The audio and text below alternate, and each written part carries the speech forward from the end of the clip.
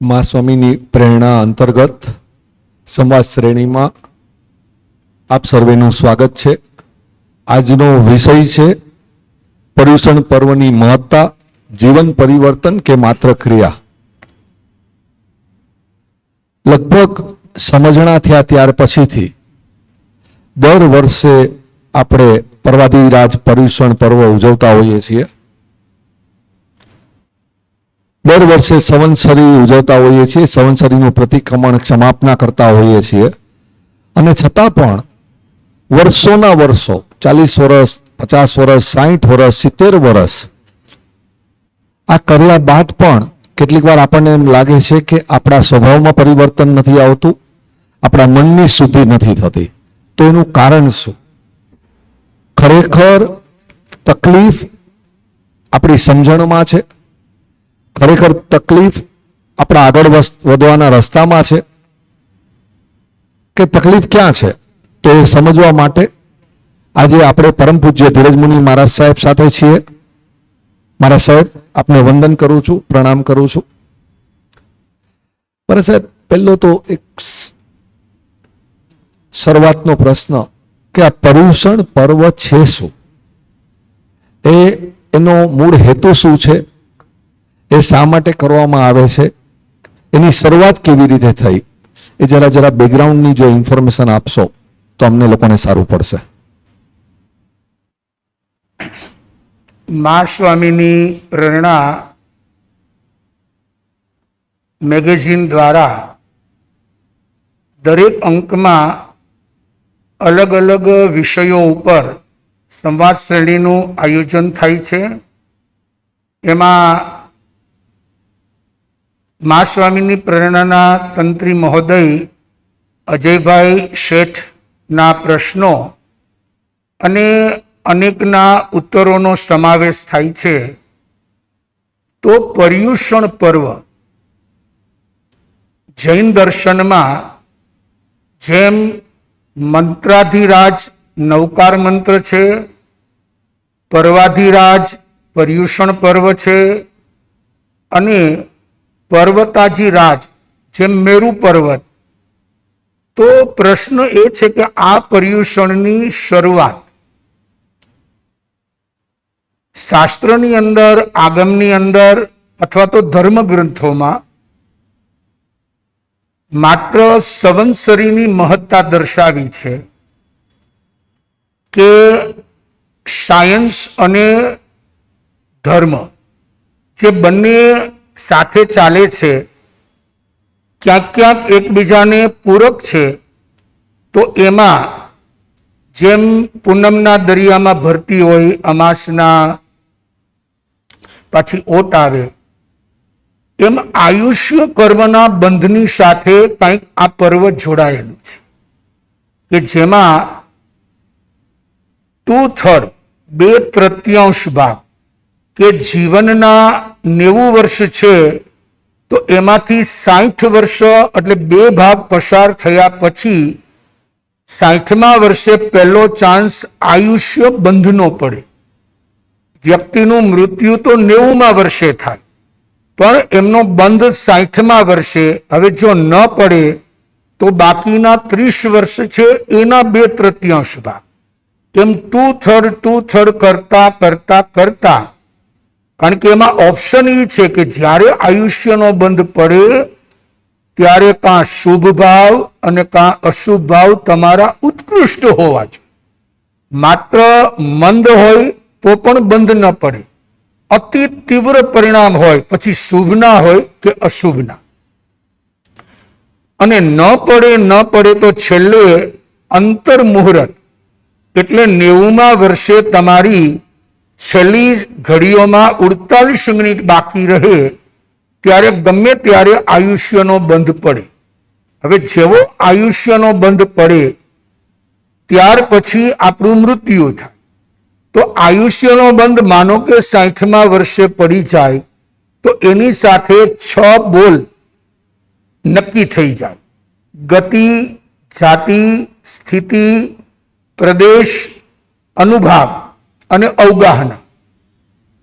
વ્યવહારમાં એમ કહેવાય છે કે બાળકના જન્મ થયા પછી વિધાતા છઠ્ઠીના લેખ લખવા આવે છે, પણ જૈન દર્શન એમ કહે છે કે આયુષ્યના બંધ વખતે તમારા છઠ્ઠીના લેખ લખાઈ જાય છે અને એ પ્રમાણે તમને આગામી ભવમાં જે ગતિમાં જાઓ ત્યાં એ રીતની સ્થિતિ, તમારી હાઈટ, તમારું પુણ્ય એ બધું મળે છે. તો આનો ક્રમ જે 2/3 છે, એવી રીતે તમે પખવાડિક સમજશો તો પૂર્ણિમાએ મહિનો પૂર્ણ થાય. અત્યારે જ્યોતિષ સમય પ્રમાણે આપણે પંચાંગોમાં અમાસના મહિનો પૂર્ણ કરીએ છીએ, પણ જૈન જ્યોતિષ પ્રમાણે પૂનમના, એટલે જેનું નામ છે પૂર્ણિમા. તો પૂનમ અને એકમ 2 દિવસ પસાર થાય એટલે બીજ આવે, ત્રીજ અને ચોથ જાય એટલે પાંચમ આવે, છઠ અને સાતમ જાય એટલે આઠમ આવે, નવમ અને દસમ જાય એટલે 11. તો આ રીતે જે 2/3 ભાગ છે પાક્ષિકના, એ દિવસે આયુષ્યનો બંધ પડવાની શક્યતા વધારે હોય છે. એટલે ભાદરવા સુદ પાંચમના સંવત્સરી પર્વને શાશ્વત બતાવી કે વધુને વધુ જીવોના આયુષ્ય બંધ પડવાની શક્યતા તે દિવસે છે. હવે સંવત્સરી મહાપર્વ તો ભરત ક્ષેત્રમાં, મહાવિદ્ય ક્ષેત્રમાં બધે મનાવવામાં આવે, પણ હવે એક દિવસમાં તો આપણી તૈયારી થાય નહીં. જેમ ખેડૂત ખેતીને પેલા ખેડી રાખે, પછી વરસાદ થાય, પછી બીજનું વાવેતર, પછી ફસલ, એમ પૂર્વાચાર્યોએ 8 દિવસના આ પર્વની, એટલે કે અષ્ટાનિકા 8 દિવસના પર્વનું આયોજન કર્યું કે ભાઈ 7 દિવસ તમારી શુદ્ધિના અને 8મા દિવસે તમારે અંતર શુદ્ધિમાં પ્યોર એન્ડ પરફેક્ટ બનવાનું છે. તો પર્યુષણ 8 દિવસના થઈ ગયા, પણ મુખ્ય દિવસ છે સંવત્સરી. જેટલા પણ જૈન સાધુ સાધ્વીઓ હશે ભારત વર્ષમાં, લગભગ 18 થી 18,500, એ ગમે તે ઉંમરના દીક્ષિત હશે તો તે દિવસે 24 ઉપવાસ કરવાનો. શ્રાવકો પણ તે દિવસે બને એટલી આરાધના કરે. એની પાછળનો મૂળ આશય એ છે કે કષાયો ઘટે, રાગદ્વેષ ઘટે, મૈત્રી ભાવ, જેની સાથે શત્રુતા છે એમને બીજા દિવસે ક્ષમાપના કરવા માટે હૃદય કોમળ બને. આ બધી પ્રોસેસ માટે આ પર્યુષણ પર્વ છે. એટલે દરેક પર્વોમાં એને રાજા કહેવાય છે. તો આયુષ્યનો બંધ આપણો સારો પડે અને જ્યાં પણ આપણે હોઈએ ત્યાં શુભમાં ટકી શકીએ, એ મુખ્ય આશય આ પર્યુષણનો છે. અને જે અષાઢ સુદ પૂર્ણિમાથી લઈ અને 49 કે 50મા દિવસે એ પર્વની ઉજવણી થાય છે. તમે જોશો તો શ્રાવણ અને ભાદરવો, તો હિન્દુ ધર્મમાં જોશો તો શ્રાવણ માસને ઘણી વખત પરસોત્તમ માસ, કે ભાઈ વ્રત, નિયમ, જપ, તપ, પૂજા, પાઠ, અનુષ્ઠાન. એમ જૈન દર્શનમાં પણ આ શ્રાવણ મહિનામાં વિશેષ આરાધના અને ભાદરવા સુદ પાંચમની ઉજવણી. તો આ આપણી પૂર્વ પરંપરાથી જૈનો માટે જે એનું પર્વ છે, એ પર્યુષણનો મુખ્ય ઉદ્દેશ તો છે અંતરની શુદ્ધિ. કે જેટલી બને એટલી કષાયોની મંદતા, કષાયોની ઉપશાંતતા, રાગદ્વેષની મંદતા, શત્રુ પ્રત્યે પણ મિત્રભાવ અને પોતાની આત્મપરિણતિની પીછાણ, એના માટે આ પર્વ અંતરમાં ડોક્યું કરવા માટેનું છે. તો મારી જે અન્ડરસ્ટેન્ડિંગ છે કે કોઈ પણ દિવસે આપણે 1 કલાકની સામાયિક કરીએ, 48 મિનિટ 2 ઘડી કે 1 કલાકની સામાયિક કરીએ, તો એ કરવા પાછળનું મહત્વ એ છે કે બાકીના 23 કલાક સુધી એ સામાયિકમાં મળેલો સમતા ભાવ કે સંભાવ એ બાકીના 23 કલાક સુધી આપણો ચાલુ રહે. તો જ આપણા જીવનમાં પરિવર્તન આવે, તો જ આપણી આત્મશુદ્ધિ થાય. આપણે બરાબર કીધું કે આત્મશુદ્ધિનું પર્વ છે. અને સેમ રીતે મારી અન્ડરસ્ટેન્ડિંગ એ છે કે 8 દિવસનું પર્યુષણ હોય કે અમુક સંગાણામાં 10 દિવસનું પર્યુષણ છે.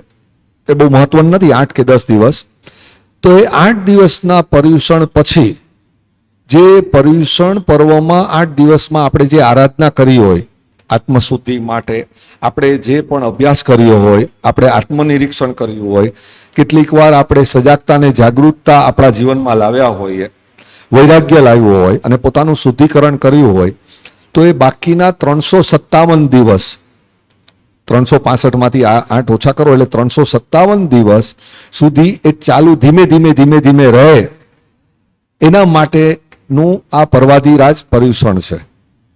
તો આપને લાગે છે કે ખરેખર આ 8 દિવસના પર્વ પછી એ 357 દિવસ સુધી એની ધીમે ધીમે પણ થોડી ઘણી પણ અસર આપણા શ્રાવક શ્રાવિકાઓ ઉપર રહે છે?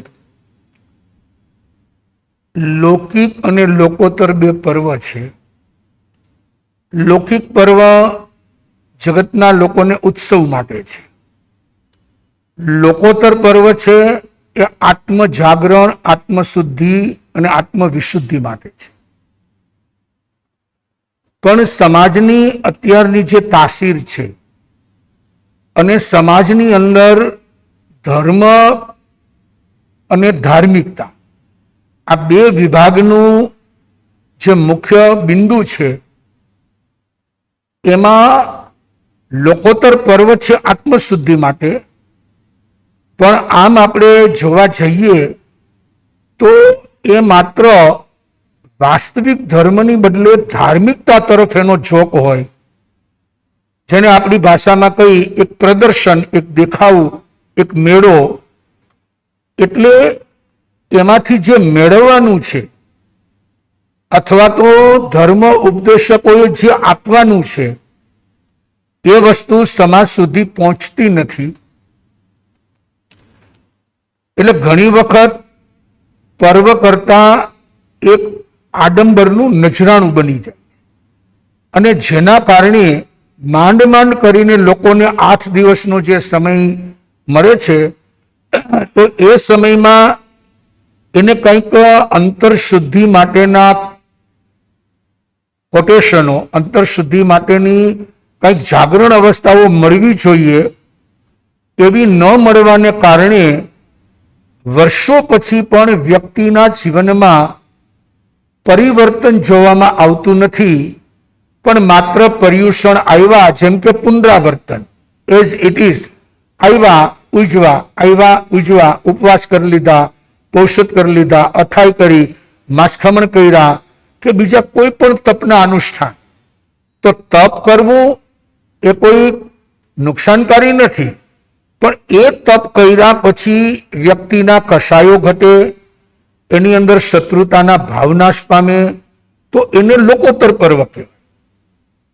પણ આજે જ્યારે આપણે જોઈ છે તો જવલે જ એવા વ્યક્તિઓ હશે કે જેની ઉત્તરોત્તર દર વર્ષે પ્રગતિ થતી હશે, નહીતર માત્ર જેને આપણે કહી કે દ્રવ્ય ક્રિયા, કે ભાઈ અથાઈ કરી, નવાઈ કરી, સોળભથ્થા કર્યા, માછખમણ કર્યા, પણ સ્વભાવમાં ફરક ન પડે, કશાયો શાંત ન પડે, એક નાની વસ્તુ ન મળે તો પણ ક્રોધ ઉત્તેજિત થઈ જાય, અથવા તો ક્યાંય માન સન્માન ન મળે, કોઈ શાતા ન પૂછે તો એમને ઈગો હર્ટ થઈ જાય કે ભાઈ આટલું બધું મેં કર્યું અને મારી કોઈ સમાજમાં નોંધ નથી લેવાતી. તો ઘણી વખત આ પર્વ જે છે એ માત્ર ક્રિયાનું પર્વ બની જાય છે. હવે એના માટે જ્યારે સમગ્રતયા એક માત્ર લોકોનું તમે ધ્યાન રાખશો કે ભાઈ લોકોને શું ગમે છે, લોકોને શેમાં રસ છે, તો લોકો તો ઉત્સવ પ્રિય છે. હવે એ ઉત્સવ પ્રિયમાંથી એને લોકોત્તર ધર્મ સમજાવવામાં આવે કે ભાઈ તમારા વ્યવહારિક જીવનમાં તમે કદાચિત 8 ઉપવાસ કર્યા, પણ ઘરના 4 વ્યક્તિ સાથે તમે સારો વ્યવહાર નથી કરી શકતા, એની સાથે મૈત્રી ભાવ નથી દાખવી શકતા, નાની નાની વાતોમાં એમના પ્રત્યે ઉત્તેજિત થઈ જાઓ છો, તો આવા કદાચિત વર્ષો સુધી પર્યુષણ ઉજવાય તો પણ એનું ફળ મને લાગે છે કોઈને મળ્યું નથી અને મળવાનું નથી. તો આપણે આ પર્યુષણને પરી એટલે ચારે તરફથી, ચારે દિશામાંથી, ચારે કસાયોમાંથી, ચારે ગતિમાંથી, ચારે સંજ્ઞામાંથી, આર સંજ્ઞા, ભય સંજ્ઞા, મૈથુન, પરિગ્રહ, ક્રોધ, માન, માયા, લોભ, આ બધામાંથી ધીમે ધીમે ક્રમશઃ મુક્ત થવા માટેનું આ પર્વ છે. જેમ સાધુ માટે કહેવામાં આવ્યું કે ભાઈ એમને 10 મુંડન છે, કે તો મસ્તક મુંડન ખાલી માથાના વાળનું કેશ લુંચન કરવાથી એ સાધુ નથી બનતા, પણ 5 ઇન્દ્રિયો અને 4 કષાય, આ 9ના જ્યારે મુંડન કરી શકે તો 10મું મુંડન સાર્થક બને.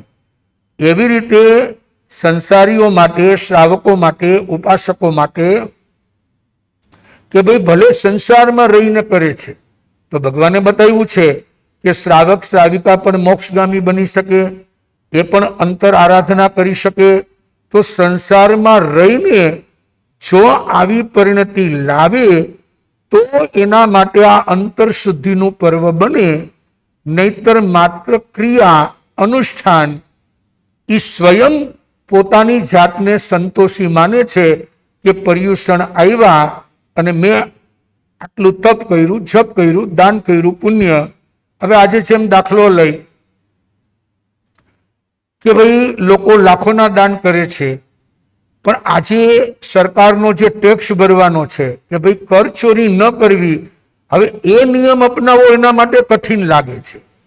એ એમ માને છે કે ભાઈ જે કાંઈ પૈસો આવે છે એમાંથી આપણે જે કાંઈ બ્લેકનું વાપરીએ તો એ લક્ષ્મીની શુદ્ધિ થઈ જાય કે ભાઈ કાંઈક તો સારું કરીએ છીએ. પણ ભગવાન સમજાવે છે કે મૂળભૂત જે આપણો સિદ્ધાંત છે એ સિદ્ધાંત એ છે કે આપણે કર ચોરી કરવી નહીં. એ શ્રાવકોનો, ગૃહસ્થનો ધર્મ છે. હવે જો એવી પરિણતિ આપણામાં બનતી જાય તો આ પર્યુષણ સાર્થક બને. જેમ એક કવિ કહી ગયા, આટલા ધર્મના પર્વ ઉજવાય છે. હવે આટલા ધર્મના પર્વ ઉજવાય છે, કેટલા પર્વ ઉજવાય છે, તો પણ અંતરમાં કોઈ ચેન્જીસ આવતું નથી, પરિણતિ બદલાતી નથી, તો આપણા પર્યુષણ સાર્થક બનશે નહીં. એટલે આપણો અભિગમ એ હોવો જોઈએ કે ક્રિયા છે એ ક્રિયા અમૃત બનવી જોઈએ. હવે અમૃત ક્યારે બને કે જ્યારે જ્ઞાન સાથે હોય, સમજણ પૂર્વકની હોય. અત્યારે ગતાનુગતિક ક્રિયા ચાલે છે. માણસ, જેમ કહેવામાં આવ્યું કે ભાઈ ઉપવાસમાં તમે શાંતિ ન રાખી શકો, કશાયોનો નિગ્રહ ન કરી શકો, તો એ વ્રત અનુષ્ઠાનની બદલે લાંઘણ બની જાય, એક ભૂખમરો વેઠવાનું કારણ બની જાય. તો આપણે એ સાવધાની રાખી અને આ પર્વ ઉજવવાનું છે. કારણ કે 1 કલાક સમય કરો, 5 મિનિટ તમે શાંતિથી બેસો, એક ઉપવાસ કરો, ફળ બધાનું સરખું છે. તમે આત્મભાવમાં જેમાં ટકી શક્યા એ તમારું છે, અને આત્મભાવમાં ન ટકી શકો તો એ માત્ર ક્રિયા છે. તો આપણે લૌકિક નહીં, લોકોત્તર પર્વ એટલે આત્મ ઉત્થાનના પર્વ તરફ આપણા અભિગમને, આપણા વિચારોને બદલાવી આપણામાં શિસ્ત, અનુશાસન, શાંતિ, મૈત્રી, કરુણા, અનુકંપા, કશાયો ઉપશાન, આવી જો આપણી ભાવાત્મક ક્રિયા જે છે ને ભાવાત્મક કરવામાં આવે તો એ ક્રિયા અમૃત બની જાય. અને તો એ પર્વ પર્યુષણ આપણા આત્માને પુનિત અને પાવન બનાવ્યા વિના રહેશે નહીં. આપણામાં એમ કહે છે કે કૂવામાં હોય તો હવાડામાં આવે. આપણે 10 મુંડનની વાત કરી કે સંતોના 10 મુંડન હોય, 5 ઇન્દ્રિયોના અને 4 કસાયના, અને પછી 10મું ફિઝિકલ મુંડન થાય. આ પ્રશ્ન પૂછવો જરા અઘરો છે, પણ આપના હિસાબે સંતો સમાન કુવાઓમાં ખરેખર આ 10 મુંડન છે? કારણ કે જો ત્યાં નહીં હોય તો હવાડામાં આવશે કઈ રીતે? તો આપને લાગે છે કે સંતોમાં આ 5 ઇન્દ્રિયો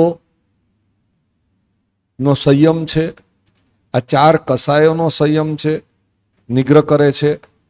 અને ખરેખર સંતો આજના એ માર્ગ પર મહાવીરના બતાવેલા, આપણે છે ને મહાવીરનું નામ વાતે વાતે લઈએ છીએ કે આ મહાવીરનો ધર્મ છે, પણ ખરેખર સંતો મહાવીરના માર્ગે ચાલે છે કે સંતો જૈન સોશિયલ ગ્રુપ ચલાવે છે?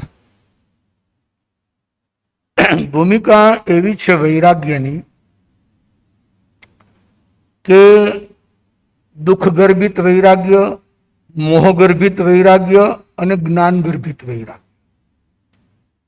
હવે પોસિબલ છે કે દુઃખ ગર્ભિત વૈરાગ્યના કારણે કોઈએ સાધુપણું સ્વીકાર્યું હોય, સંન્યાસી બન્યા હોય કે ત્યાગી બન્યા હોય, અથવા તો કોઈ મોહ ગર્ભિતના કારણે કે ભાઈ મારા કોઈ પરિવારજને દીક્ષા લીધી છે, પછી માતા હોય, પિતા હોય, ભાઈ હોય, બહેન હોય, કાકા, મામા, ફુવા, એક્સ વાય, ભાઈ બહેન કોઈ પણ. અને ત્રીજો નંબર છે જ્ઞાન ગર્ભિત. તો જ્ઞાન ગર્ભિત વૈરાગ્ય વાળા બહુ ઓછા હોય છે. દુઃખ ગર્ભિત અને મોહ ગર્ભિત ને કારણે દીક્ષિત એટલે કે સંન્યાસ જીવન સ્વીકાર્યા પછી એનામાં જ્ઞાન ગર્ભિત વૈરાગ્ય આવી શકે. ભગવાને એક માર્ગ બતાવ્યો છે કે ભાઈ પોસિબલ છે, પણ જો એનું લક્ષ્ય ન બને તો એ માત્ર મોહ ગર્ભિત અને દુઃખ ગર્ભિત વૈરાગ્ય હોય તો એ માત્ર બાહ્ય સાધુતા છે. સાધુતા માટે પણ મહાવીરે સૂચન બતાવ્યું છે કે ભાઈ દ્રવ્ય સાધુ અને ભાવ સાધુ. સાધુ માટે પણ કોઈ ફિક્સ ગતિ નથી બતાવી કે એ પણ ભાઈ કોઈ પણ 4 ગતિમાંથી ગમે ત્યાં જઈ શકે, જો કસાઈનો નિગ્રહ ન કરે, ઇન્દ્રિયોના વિષયનો નિગ્રહ ન કરે અને મન એનું ચંચલ બને તો એના માટે માત્ર વસ્ત્ર પહેરવાથી એ પવિત્ર કે પાવન બની જાય અથવા તો આગળ જતા એને સારી ગતિ મળે એવી કોઈ ગેરંટી મહાવીર તરફથી નથી. તો તમારો જે પ્રશ્ન છે એ પ્રશ્ન ગંભીર એટલા માટે છે કે પહેલાના સમયમાં ગુરુકુળ હતા, વિદ્યાપીઠો હતી, અથવા તો સ્વયં સાધુ સાધ્વીઓના એવા ગુરુકુળ હતા કે જ્યાં 5 વર્ષ એમને જ્ઞાનાભ્યાસ કરાવવામાં આવે. માનો કે સાધક કોઈ પણ હોય, મોહ ગર્ભિત છે, દુઃખ ગર્ભિત છે અથવા તો જ્ઞાન ગર્ભિત, 5 વર્ષ એને દુનિયાથી અલિપ્ત રાખવામાં આવે. 5 વર્ષ સુધી એને પરિવારજનોથી અલિપ્ત એટલે એમને અભ્યાસમાં જોડવામાં આવે અને એના માધ્યમથી કદાચિત એ જ્ઞાન ગર્ભિત વૈરાગી બને તો એ કૂવાનું પાણી ત્યાગ અને વૈરાગ્યમય બને. હવે જો એ વસ્તુ નહીં બને, શિષ્ય શિષ્યાઓનો રાગ હશે, શિષ્ય શિષ્યાઓ વધારવા માટેનો પ્રેમ હશે, સમાજની અંદર શિષ્ય શિષ્યાઓ વધવાથી પ્રતિભા વધશે, આવો ભાવ હશે. આવા અનેક પ્રકારના જો મનના ભાવો હોય અને પુણ્ય સપોર્ટમાં હોય તો ઘણી વખત સાધુ સાધ્વીઓની ટ્રેન પણ ટ્રેક ઉપરથી નીચે ઉતરતી જોવા મળી શકે કે ભાઈ આ માત્ર એક સંખ્યા વધારવા માટેનું જ ગણિત હોય છે, પણ એનાથી સમાજને અથવા તો સાધક આત્માઓને જે મળવું જોઈએ એ મળી શકતું નથી. એટલે જો કૂવામાં નહીં હોય તો અવેડામાં નહીં આવે. તો આપણે કૂવાની અંદર અમૃત ઝરો કે કોઈ દિવસ એ પાણી ખૂટે નહીં, તો એના માટે શ્રાવક શ્રાવિકા, કારણ કે ભગવાને એમને સાધુ સાધ્વીઓના અમ્મા પિયા સરીખા એટલે મા બાપ સરીખા કીધા છે કે ક્યાંક સાધુ સાધ્વીની ભૂલ થતી હોય તો એને એકાંતમાં એમનું ધ્યાન દોરે, વિનય ભાવથી, પ્રેમ ભાવથી એમને એ વસ્તુનું લક્ષ્ય કરાવે કે ભાઈ તમારી જે સાધનાનું ક્ષેત્ર છે એ સાધનાનું ક્ષેત્રનો માર્ગ આ છે, તમે વર્તમાનમાં જે કંઈ છો એ માર્ગ તમારો ટ્રેક ઉપરથી નીચે ઉતરી રહ્યો છે અને કદાચિત એમાં એક્સિડન્ટ થવાનો પણ ભય છે. તો ત્યારે મહાવ્રતોની સુરક્ષા નહીં રહે, સંયમની સુરક્ષા નહીં રહે. માટે તમે જ્ઞાની બનવા પ્રયત્ન કરો. હવે જો એવો પ્રયત્ન થશે તો એના માટે ઉદાર દિલા શ્રાવકો પણ આ અમ્મા પિયા તરીકેના કર્તવ્ય બજાવવા કે ભાઈ અમુક રાજ્યવાર ડિસ્ટ્રિક્ટ વાઇઝ, જેમ આપણે ત્યાં એક નાલંદા મહાવિદ્યાપીઠ જેમ હતી, દેશ વિદેશના લોકો અધ્યયન કરવા આવતા, એમ એવી વિદ્યાપીઠો હોય કે જ્યાં આ નવજીત સાધકને 2-5 વર્ષ જ્ઞાનાભ્યાસનો ચાન્સ મળે તો સંભવ છે કે એનામાં વાસ્તવિક સાધુતાના ગુણો આવશે તો સમાજને પણ એ તરફ લક્ષ્ય કરાવશે. જેમ કે આજે પ્રેરણા મેગેઝિનના માધ્યમથી ઘણા લોકો સુખી પણ હશે, અતિ સુખી હશે, ઘણા લોકો સમાજની અંદર દાતા કહેવાતા હશે, અથવા તો સમાજના લેક્ચરર કહેવાતા હશે, ઉપદેશક કહેવાતા હશે, અથવા કોઈ પણ સંસ્થાના હોદ્દેદાર હશે. હવે એની પાસે પણ જો જ્ઞાન નહીં હોય તો એ ગમે તે બોલી શકશે, ગમે તેવું બોલશે, તો એનાથી સમાજમાં સારી અસર ઊભી નહીં થાય. તો એના માટે જેમ પ્રેરણા મેગેઝિનના વાચકો તરફથી ઘણા સૂચનો મળતા રહ્યા હોય છે કે ભાઈ આનાથી અમને નવું જાણવા મળ્યું, આનાથી અમારા મનના સંશયના સમાધાન થયા. તો આવી રીતે જો સૌ કોઈ વિચાર કરી અને આ લક્ષ્ય કરે તો સાધુ સંસ્થામાં પણ આખો એક જ્ઞાનનો માહોલ બને અને એ કૂવો છે, એમાંથી સમાજ માટે બધું જ્ઞાન પીરસવાનું છે. અને એના માધ્યમથી સમાજમાં આપણે જે જોવા માંગીએ છીએ કે વાસ્તવિક ધર્મ તરફ લોકો વળે, મૈત્રી, કરુણા, પ્રમોદ, આ અનુકંપા, આવા ગુણો એનામાં વિકસિત બને તો આખી સમાજની તાસીર બદલાય. પણ એ તમે જેમ કીધું એ મુખ્ય વાત એ છે કે એન્જિનનો ડ્રાઈવર કોણ છે અને કેવી રીતે ટ્રેન ચલાવે છે એના ઉપર પેસેન્જરોની સુરક્ષા છે. તો પહેલા તો સ્વયં જે કોઈ સાધક છે એને નિગ્રહ કરવો પડે કે ભાઈ મારે સસ્તી પ્રસિદ્ધિમાં જવું નથી, મારે તો સમાજની અંદર જ્ઞાન વારસાનો ફેલાવો થાય અને સૌ આત્મગુણોને ઉજાગર કરે એના માટે મારે પુરુષાર્થ કરવો છે. તો આખી ધારા તમને જુદી જોવા મળશે, પ્રવાહ જુદો જોવા મળશે. આજે પણ અમને યાદ છે કે ઘાટકોપર સ્થાનકવાસી જૈન મોટા સંઘ હિંગવાલા લેનમાં વર્ષો પૂર્વે એક શ્રમણી વિદ્યાપીઠની સ્થાપના થઈ. સેંકડો સાધકો, પછી વૈરાગી હોય, અભ્યાસી હોય, સાધુ સાધ્વી હોય, એમને ત્યાં અભ્યાસ કર્યા. 5 વર્ષ પંડિતો પાસે શત દર્શન, જૈન દર્શન, વિશ્વના તમામ ધર્મોનું જ્ઞાન મેળવ્યું. અને આજે એ જ્યારે ત્યાગી અને વૈરાગીઓના તમે કોઈ વક્તવ્ય, એમના પ્રવચનો, એમની વાંચના કે એમની પાસેથી કંઈ પણ શ્રવણ કરો તો તરત જ કોઈ પણ શ્રોતાજનને લાગશે કે આમાં કંઈક તત્વ છુપાયેલું છે કે જે તત્વ અત્યાર સુધી આપણે જાણ્યું નથી. તો આ બધો પ્રભાવ જ્ઞાનનો છે. એટલે જીવનની અંદર નોલેજ ઇઝ પાવર. સૌ કોઈ પણ સંસારનું ક્ષેત્ર હોય કે સંયમનું ક્ષેત્ર, સાધુતાનું ક્ષેત્ર હોય કે શ્રાવકોનું ક્ષેત્ર, માતા પિતાનું ક્ષેત્ર હોય કે ચાહે ગુરુ ગોરાણીનું, એમાં સૌથી પહેલા જ્ઞાન જરૂરી છે. અને એ જ્ઞાન આવશે તો આ 5 ઇન્દ્રિયો, 4 કસાય અને 10મું મસ્તક મુંડન એ સાર્થક બન્યા વિના રહેશે નહીં. નહીતર વસ્ત્ર પરિવર્તનથી ત્યાં સુધી મહાવીર કહી ગયા છે કે અત્યાર સુધીમાં દરેક આત્માએ 1,00,000 યોજનનો જે મેરુ પર્વત છે એટલા મુપતિ, રજોહરણ કે વસ્ત્ર એટલી વખત આપણે ચેન્જીસ કર્યા છે અને છતાં આપણું ઉત્થાન થતું નથી આત્મશુદ્ધિ. તો આની પાછળનો આશય એ છે કે તમારે ભાવ સંયમ એટલે આત્મશુદ્ધિ તરફ જવું પડે. અને એના માટે ત્યાં સુધી કહેવામાં આવ્યું કે વાસ્તવિક જો વૈરાગ્ય આવે તો ભવ રાશિમાં 8 વખતથી વધારે દીક્ષા લેવી જ નથી પડતી, કે ભાઈ 15 ભવમાં અવશ્ય એ સંપૂર્ણ કર્મોમાંથી આત્મા મુક્ત બની જાય છે. કારણ કે કષાયોના નિગ્રહ, રાગદ્વેષના નિગ્રહ, ઇન્દ્રિયોના વિષયના નિગ્રહ, આને કહેવાય છે ભાવશય.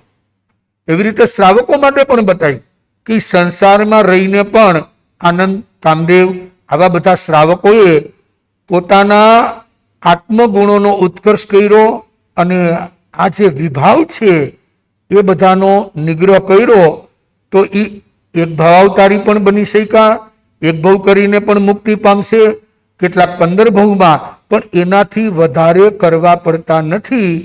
તો એના માટે કૂવામાં ક્યારે આવે કે એના માટે પ્રોપર કોઈ ગાઈડલાઈન જોઈ, કોઈ માર્ગદર્શિકા જોઈ, અને એના માટે પુરુષાર્થ જોઈએ, અનુશાસન જોઈએ. કારણ કે બધાને આત્મધર્મ ગમતો નથી, એટલે એ જ્ઞાન વૈરાગ્ય આવે તો જ આ વસ્તુ બને. અને તો આપણું જે સૂત્ર છે કે ભાઈ કૂવામાં હોય તે અવેડામાં આવે, તો એ સૂત્ર સાર્થક બને. તો આખી પરિસ્થિતિ અલૌકિકતાનું સર્જન કર્યા વિના રહેશે નહીં. ભૌતિકવાદના જમાનાની અંદર જો આપણે જોવા જઈએ તો પૈસાને એટલું બધું મહત્વમાં આપવામાં આવેલું છે, અને એને કારણે આજે આપણને શું દેખાય છે કે સંતોએ જે સિસ્ટમ હતી ને, કે શ્રાવકો સંતોના તમે કીધું એ રીતે અમ્મા પિયા હતા, એ સિસ્ટમ પણ તોડી નાખી. આપ સમજો, આજે મને ડાઉટ છે કે એવા ખાસ કોઈ શ્રાવકો હશે જે સંતોને કહી પણ શકતા હશે. હું જે રીતે પ્રશ્ન પૂછું છું ને એ રીતે મને લાગે છે કે કોઈનામાં આ રીતના પ્રશ્ન પૂછવાની હિંમત પણ નહીં હોય. તો પ્રશ્ન એ આવે છે કે આપણે એક એવા લેવલ પર પહોંચ્યા છીએ કે જ્યાં મારી ભાષામાં કહું તો બગાડો સંપૂર્ણ થઈ ગયો છે, સિસ્ટમ તૂટી ગઈ છે. સંતો છે જે એ પોતપોતાનો સંઘાડો રચીને બેસી ગયા છે, પોતપોતાના અન્યાયની વધારે કરવામાં બેસી ગયા છે. શ્રાવકોને ખરેખર તો કંઈ સમજણ જ નથી કે ધર્મ શું છે. એટલે શ્રાવકો તો એમ જ માને છે કે આપે જેમ કીધું એમ કે ભાઈ મેં બધા ખોટા કામ કરી લીધા, પછી મેં થોડું દાન કરી લીધું એટલે મારું તો બધા પાપ ધોવાઈ ગયા.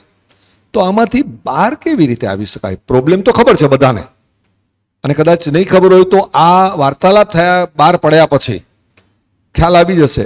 પણ આમાંથી બહાર કઈ રીતે આવી શકાય? એક સમય એવો હતો કે જે સંયમનું પાલન કરી શકતા નથી, કદાચ એ વિદ્વાન પણ હોય, જ્ઞાની પણ હોય, અભ્યાસી પણ હોય, પણ એની શારીરિક ક્ષમતા એવી નથી કે જે સંયમનું પાલન કરી શકે. તો એના માટે શ્રાવક જીવન બતાવ્યું. આગાર ધર્મ અને અણગાર ધર્મ, કે ભાઈ એક સંસારથી અલિપ્ત, એટલે આપણી ભાષામાં કહી તો સાધુ ધર્મ, સંન્યાસી ધર્મ, અને એક સંસારમાં રહી અણગાર ધર્મ. હવે વર્ષો પૂર્વે આ સિસ્ટમ ચાલતી હતી. સંપ્રદાયો બહુ નજીકના 100-200 વર્ષની અંદર આ સંપ્રદાયો ઊભા થયા છે. એની પાછળનું કારણ એ હતું કે પરિવર્તનશીલ યુગમાં એક વ્યવસ્થા માટે કે ભાઈ જે કોઈ સંન્યાસી સાધુ બને છે એમની સારણા વારણા, એટલે કે એમની શુશ્રૂષા, એમને જ્ઞાન ધ્યાનમાં આગળ વધે, વૈરાગ્યમાં વૃદ્ધિ કરે, એના માટે એક સંપ્રદાય હતો. હવે સંપ્રદાયની બદલે સંપ્રદાયવાદ આવી ગયો, જેના કારણે રાગદ્વેષ ઘટવાની બદલે સમાજમાં રાગદ્વેષ વધતા હોય એવું દેખાય છે. શ્રાવકોમાં પણ અજ્ઞાનતાનું જોર વધુ હોય, એટલે એ પણ પોતાના નિજી સ્વાર્થ માટે, નિજી લાભ માટે સાધુઓ પાસે, સંન્યાસીઓ પાસે કંઈક ને કંઈક એની ડિમાન્ડ મૂકતા હોય છે, એમની માગણી મૂકતા હોય છે, જેના કારણે એમને પણ જે તે સાધુ સાધ્વી કે ત્યાગીઓના કંટ્રોલમાં રહેવું પડતું હોય છે.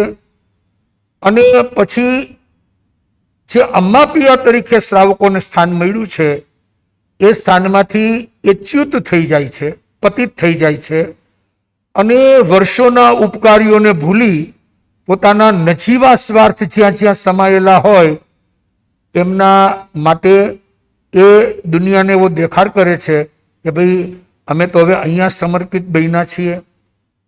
અથવા તો એમને જે કંઈ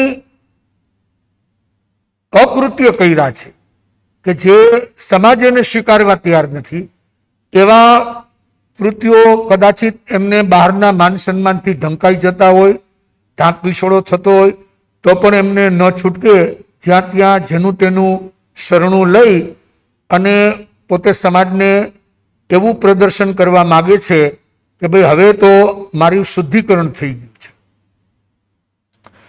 તો ભગવાન કહી ગયા છે કે ભાઈ પાંચમા આરાના જે 32 લક્ષણ છે એની અસર હજી તો આપણે 2500 વર્ષ જ થયા છે, 18,500 વર્ષનો પીરિયડ છે, કુલ 21,000નો આ પાંચમો આરો છે. પણ એમાં અત્યારે જે કંઈ દેખાઈ રહ્યું છે એનું એક કારણ એ છે કે પાંચમા આરાનું એક લક્ષણ એ છે ચડતી અને પડતી, અપ એન્ડ ડાઉન. એટલે ક્યારેક આપણને ઉત્કર્ષ દેખાશે તો ક્યારેક પતન દેખાશે. તો જે કાર્યો ત્યાગી વર્ગ નથી કરવાના તે કાર્યમાં ત્યાગી વર્ગ જેમ જેમ ઇન્વોલ્વ થતો જાય છે એટલે એક અર્થવ્યવસ્થામાં આવતો જાય છે. તો જેમ હંમેશા અમારા પૂર્વજો હંમેશા સમાજને એમ કહેતા કે ભાઈ જ્યારે પણ દીક્ષા ધારણ કરે ત્યારે એને ઉપદેશાત્મક વાક્યમાં કહેવામાં આવતું કે તમે જીન શાસનના મુનિ બનજો, પણ મુનિમ ન બનતા. કે ભાઈ તમારું લક્ષ્ય છે મુનિ બનવાનું, પણ મુનિમ બનવાનું નથી કે સંસ્થાઓ સંસારના જે કંઈ નિયમો છે કે વ્યવસ્થાઓ છે કે સંચાલન છે એના માટે કે અર્થવ્યવસ્થા છે એના માટે તમે કદી મુનિમપણું ન સ્વીકારતા. જો તમે મુનિમપણું સ્વીકારશો તો તમારું મુનિપણું ટકશે નહીં. આવા ઘણા ઉપદેશાત્મક વાક્ય નવજાત નવદીક્ષિતને કહેવામાં આવતા. પણ ધીમે ધીમે ઘણીવાર એવું બને છે કે કોઈ પુણ્યનો એવો ઉદય હોય વર્તમાન કાળે, પછી એ પુણ્ય કદાચિત એમને પાપનો અનુબંધ કરાવનાર હોય, પણ વર્તમાનમાં પુણ્યનો ઉદય હોય એટલે લોકો એક સ્વભાવગતની બદલે એકબીજાના પ્રભાવમાં આવી જતા હોય છે. અને એ પ્રભાવમાં આવવાને કારણે પછી જે કંઈ એને સ્વીકારવું પડે, જે કરવું પડે એ ઘણી વખત એ લોકો મનથી જાણતા હોય છે કે આ કૃત્ય બરોબર નથી, આ કાર્ય બરોબર નથી, આ સાધુતાની મર્યાદાનું નથી, એની મર્યાદાની બહારનું છે. પણ હવે એક એવું તત્વ પુણ્ય તત્વ કામ કરતું હોય અને એક એવો ખોટો શરણાગતિનો ભાવ આવી ગયો હોય કે જેના કારણે શ્રાવકો પણ ઘણી વખત સાધકોને બગાડવામાં નિમિત્ત બનતા હોય છે. તો એના માટે થઈ એવા શ્રાવકો હોય કે જે શાસનનું હિત ધરાવતા હોય, સાધુ સાધ્વીઓના આત્માનું પણ હિત ધરાવતા હોય અને સ્વયંના આત્માનું પણ હિત ધરાવતા હોય, તો એ વિનમ્ર ભાવે એમની સામે નિવેદન કરી શકે કે ભાઈ આ યોગ્ય છે, અયોગ્ય છે, આ પરંપરા છે કે નહીં, આને માનો કે સ્વીકારી લીધી તો હવે એને આગળ વધારવી કે ન વધારવી. આવી અનેક સમસ્યાઓ સમાજમાં વિવિધ સંપ્રદાયોને કારણે વધતી જાય છે. એટલે ધીમે ધીમે દરેક ઉપાસક વર્ગમાં એક જે આપણે જેને કહીને કે ભાઈ સમરસતા, એ સમરસતા જોવા મળતી નથી. એટલે સંપ્રદાય કરતા સંપ્રદાય વાતજોડ કરી રહ્યો છે. એની સાથે સાધુ સાધ્વીઓ પણ એમાં જ્યારે જ્યારે જેમ જેમ ઇન્વોલ્વ થાય છે એટલે એનામાં અંદર ખાને છુપી રીતે એક માલિકી ભાવ આવે છે. અને એ માલિકી ભાવને કારણે ઘણી વખત એની સાધનામાં પણ કમજોરી આવે છે. કારણ કે કોઈ પણ સંસારના જે કાર્ય છે, સંસ્થાઓના જે કાર્ય છે, એમાં ક્યારેક કશાયો પણ ઉત્તેજિત થઈ જાય, ક્યારેક ધાર્યું ન થાય તો એમાં વિભાવ પણ પરિણતિ કરે, મન પણ અશાંત રહે, મન બેચેન રહે, અને સામેના પાત્ર ઉપર ક્યારેક તિરસ્કાર તો આવે પણ એના પ્રત્યે શત્રુતાનો ભાવ પણ જાગી જાય. અને એ શત્રુતા એ વેરાનુબંધનું કારણ બને. તો પરંપરાએ એવું બને કે આ ભાવમાં સ્વીકારેલું એનું સાધુપણું સાર્થક થવાની બદલે નિરર્થક પણ બની શકે અને કશું જ ઉપયોગી ન બને. પણ હવે જેમ કહેવત છે કે ખાડે ડૂચા અને દરવાજા મોકળા, કે ભાઈ નાનકડી ખાડમાં આપણે ડૂચો ભરાયો છે, પણ હવે દરવાજો જ્યાં ખુલ્લો છે તો એની અંદર એક સંગઠન, એ પ્રકારના શ્રાવકોની સક્ષમતા, અને એ કોણ કરી શકે કે જેનામાં શ્રદ્ધા મજબૂત હોય. કારણ કે ઘણાને એમ ભય હોય, મને કંઈક થઈ જશે, મને કંઈક કરી મૂકશે, મારું ધનોત બનોત નીકળી જશે, મારું કાર્ય જે ચાલે છે એ સફળ નહીં બને.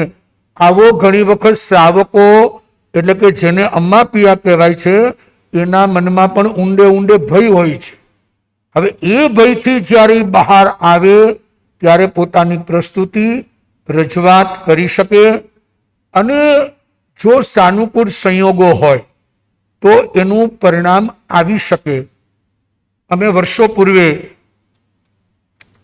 એક ગામનો પ્રસંગ સાંભળેલો કે ભાઈ એક શિષ્ય એમના ગુરુનું અનુશાસન એટલે એની આજ્ઞાનું પાલન નહોતા કરતા. એમના ગુરુ જે કાંઈ એમને નિર્દેશ કરે એનાથી વિપરીત આચરણ હતું. અને એ સમયના સંગપતિએ એ શિષ્યને એકાંત એક રૂમમાં બોલાવ્યા, એમની સાથે વાર્તાલાપ કર્યો, વિનયથી એમને બધી સમજણ આપી કે ભાઈ આ તમારો ધર્મ છે, તમે અનુશાસનમાં રહેશો તો તમારા આત્માની ઉપર કંઈક સુધાર થશે. અને કહેવાય છે કે એ સાધકે એટલે કે સાધુએ જ્યારે એમ કીધું કે હું એ ગુરુ આજ્ઞા સ્વીકારવા તૈયાર નથી, ત્યારે શ્રાવકે એ સમયમાં એને એક તમાચો પણ માર્યો. એમને ત્યાં સુધી વોર્નિંગ આપી કે વસ્ત્ર એમના ઉતારી અને એમને સંસારી વેશ પહેરી અને રવાના કરો. કે ભાઈ જો તમે આજ્ઞાનું પાલન ન કરી શકો, અને એ પણ માત્ર યથાર્થ આજ્ઞા, દરેક પ્રકારની ગુરુની આજ્ઞા માનવી એમ નહીં સમજવાની, પણ જે યથાર્થ છે. અને અચાનક 2 મિનિટમાં એ શિષ્યમાં પરિવર્તન આવ્યું કે ભાઈ નહીં, આ મારી ભૂલ છે, મારી ક્ષતિ છે. તરત જ એમને હાથ જોડી અને જે અમ્મા પિયા સરીખા સંગપતિ હતા એમને કીધું કે નહીં, તમે જે કહો છો એ મને સમજાણું છે, હું મારા આત્માના ઉત્કર્ષ માટે ગુરુની આજ્ઞાનું પાલન કરીશ. અને તરત જ એ શ્રાવકો પણ કેવા કે એમને તરત જ એમને વંદન કર્યા, એમના પ્રત્યે એક પુત્રનું વાત્સલ્ય આપ્યું. એમની પોતે જ શ્રાવક અમ્મા પિયા સરીખા, પિતા સરીખા શ્રાવક એમને બહાર લાવ્યા અને ગુરુને કીધું કે ભાઈ તમારો શિષ્ય મહાન છે, તમારા શિષ્યની સરળતા ભદ્રિકતા એટલી છે કે તમારી દરેક આજ્ઞા એ સ્વીકારવા તૈયાર છે કે જે ખરેખર ભગવદ આજ્ઞા હોય, પણ એની એક પણ નબળી વાત કર્યા વિના એમને ગુરુને સમર્પિત કર્યા. અને એ શિષ્યએ એવી આજ્ઞાનું પાલન કર્યું કે એ સવાયો શિષ્ય બની ગયો. તો આવા શ્રાવકો જો નિજનો સ્વાર્થ છોડી પોતાના કોઈ પણ લાભ વ્યવહારિક લાભ કે બીજા કોઈ પણ, એ બધાને જતા કરી અને એનું એક નાનકડું પણ સંગઠન, પછી ભલે 4 હોય, 5 હોય, 10 હોય, અને જે તે સંપ્રદાયના જે કોઈ આચાર્ય કહો, વડીલ સંત કહો, સ્થવીર કહો, અથવા તો જે ક્ષેત્રમાં જે પ્રભાવશાળી હોય એની પાસે જો રજૂઆત કરે કે ભાઈ મૂળ માર્ગ આ હતો, સમાજ બીજા માર્ગે જઈ રહ્યો છે, તો હવે આમાં શું કરવું જોઈએ. પહેલા તો એનું માર્ગદર્શન કે ભાઈ આ ખરેખર આ કરવા જેવું આ છે કે આ છે, અને જો એમાં ન સમજે તો એને યથાર્થ માર્ગદર્શન પણ આપવું પડે કે ભાઈ આ માર્ગે ચાલવું જરૂરી છે અને એના માટે બધા જ પ્રયત્ન કરશે. તો મને લાગે છે કે જે વિષમતાઓ વધતી જાય છે, વર્તમાન કાળ તો વિષમ છે, પણ એમાં જે વિષમતાઓ વધતી જાય છે અને એમાં ઘણા સાધકો રીબાય છે. આજે અંતર્ગત પરિસ્થિતિ પણ એવી છે કે ઘણા આત્માઓને ત્યાગ વૈરાગ્યથી પ્રભાવિત થયા પછી, આત્માના કલ્યાણ કરવા માટે દીક્ષિત બન્યા પછી એમનું મન સમાધિમાં નથી કે ભાઈ અમારે તો અમારી સાધના કરવા માટે અમે સંસાર છોડ્યો, મા બાપ છોડ્યા, અમારી પાસે જે કઈ માલ મિલકત હતા એ છોડ્યું, અને અહીંયા આવ્યા પછી માત્ર ને માત્ર બાહ્ય માટે જો પુરુષાર્થ કરવાનો હોય, ભગવાનને રાજી રાખવાને બદલે લોકોને જ રાજી રાખવા માટેનું જો પ્રદર્શન કરવાનું હોય, તો આમાં આ દીક્ષિત જીવન અમારું સાર્થક નહીં બને. આવા પણ ઘણા આત્માઓને અંદરમાં જિજ્ઞાસા છે કે અમારે આ શુદ્ધ માર્ગ તરફ કેવી રીતે જવું. પણ હવે એની એક મર્યાદા આવી ગઈ કે સંપ્રદાયના બંધનમાં, ગુરુ ગોરાણીના બંધનમાં, એમની આજ્ઞાના બંધનમાં, જે આજ્ઞા અયોગ્ય છે તો ન છૂટકે મૌન ભાવે પણ એનો સ્વીકાર કરી અને અસમાધિ ભાવ, તો જો શ્રાવકો અમ્મા પિયા સરીખા બને તો મને લાગે છે કે એ અનેક સાધકોની સમાધિમાં પણ નિમિત્તભૂત બની શકે. અને આપણે જે સમાજ ભાવના ભાવે છે કે પુનરાવર્તન નહીં પણ પરિવર્તન, તો એ પરિવર્તન આજ નહીં તો કાલ આવ્યા વિના રહેશે નહીં. સંવત્સરી ક્ષમાપના એ આમ જોવા જઈએ તો એક ઔપચારિક રીત બની ગઈ છે. પર્ટિક્યુલરલી સોશિયલ મીડિયામાં, વોટ્સઅપમાં જુઓ, ફેસબુકમાં જુઓ, તો પ્રતિક્રમણ હજી તો પૂરું થાય ન થાય એ પહેલાં તો, અથવા તો આગલે દિવસે કે 2 દિવસ પહેલાંથી એક ઔપચારિકતા થઈ ગઈ છે. તો આ જે ઔપચારિકતા, ક્ષમાપના જેવો મોટો શબ્દ કે જેને કારણે જો ખરેખર એ વેરભાવનું વિસર્જન થાય, તો આપણા જૈન શાસ્ત્રોમાં કે દરેક ધર્મોમાં તો એમ કહેવામાં આવેલું છે કે પસ્તાવો વિપુલ ઝરણું છે. જો એ ક્ષમાપનાનો પસ્તાવો થાય તો એ જીવ ત્યારે ને ત્યારે ઉચ્ચ ગતિ પ્રાપ્ત કરી લે. તો આ જે ઔપચારિકતા આવી છે એને ધીમે ધીમે ઓછી કેવી રીતે કરાય? વર્તમાન ડિજિટલ યુગનો એક પ્રભાવ છે કે વ્યક્તિ આત્મદર્શન કરતા પ્રદર્શન. એક સામાન્ય નિયમ છે કે ભાઈ સંવત્સરીની પૂર્વ સંધ્યાએ એક આલોચના એટલે આલોચના, જેને આપણી સાદી ભાષામાં, આવી ઠાણાંગ સૂત્રના 10મા ઠાણાંગમાં 10 પ્રકારના પ્રાયશ્ચિત બતાવ્યા છે. પ્રાયશ્ચિત એટલે ભાઈ પાપનો એકરાર અને પરમાત્મા પાસે એની માફી, ક્ષમા. આમ તો ક્ષમા પણ એક પર્વ છે. હવે એ પેલું પ્રાયશ્ચિત છે આલોચના, એટલે કે ભાઈ મારે જે કાંઈ વર્ષ દરમિયાન મારા જીવનમાં બન્યું છે એની મારે આલોચના, એટલે મારે એનો પાપનો એકરાર કરવા. પછી મેં જે દોષ કર્યા છે એ પાપમાંથી મારે મુક્ત થવાનું, એનું નામ પ્રતિક્રમણ. તો પેલું આલોચના છે. હવે હકીકતમાં ગાડરિયો પ્રવાહ, ગતાનુગતિ, કે ભાઈ એક દિવસ તો એક દિવસ પ્રતિક્રમણ કરે તો છે, આવે તો છે, ભલે એની પાસે કંઈ સમજણ નથી હોતી, અને વ્યવહારથી પણ આવવું પડે. આજુબાજુવાળા પણ કહેશે કે ભાઈ આજ તો તમારી સંવત્સરી છે, જૈનોનો ફેસ્ટિવલ છે કે પર્વ છે કે મહાપર્વ, તમે કેમ નથી ગયા? એવું એક લોકોમાં પણ એક વાતાવરણ હોય છે. હવે જો એ આલોચના આપણી ભાવપૂર્વકની થાય તો ભગવાને તો ત્યાં સુધી બતાવ્યું કે પછી એ આલોચના તમારી જો યોગ્ય રીતે હોય, નાનામાં નાનું પાપ પણ તમે કર્યું હોય અને એને જ્યારે તમે પ્રગટ કરો તો તમારે એના પછી કોઈ પ્રાયશ્ચિત છે નહીં, કારણ કે તમારી આત્મશુદ્ધિ ત્યાં જ થઈ ગઈ.